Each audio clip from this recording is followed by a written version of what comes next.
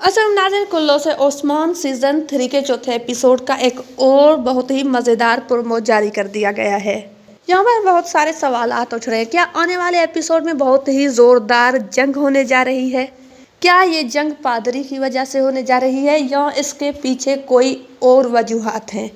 कोशिश और ओस्मान को आमने सामने दिखाया गया है। क्या ये जंग के मैदान में आमने सामने होने जा रहे हैं? बाला जिसकी मां बनने की खबर किसी मोजज़े से कम नहीं थी। क्या बाला अपने बच्चे के पैदा होने से पहले ही उसे खो देगी? क्या बाला के इस नुकसान के पीछे ओस्मान के अपने लोगों का हाथ है? ये बहुत सारे सवालात जिनके जवाब मैं अभी आप लोगों को देने लगी हूँ। आने वाले एपिसोड में तुर्गत सरदार यकीनन दोबारा हमला करने की कोशिश करेगा और फिर से मुसीबत में आ जाएगा और ओस्मान फिर से उसकी मदद करेगा।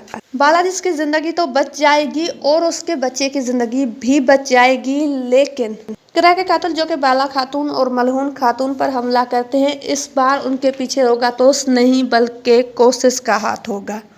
लेकिन कोशिश को ये सारी इन्फॉर्मेशन कैसे मिली? यकीनन बाला खातून मां बनने वाली है। ये खबर कोशिश को उसकी बहन मारिया ने दी होगी और उसके बाद ही कोशिश ने ये सब किया होगा।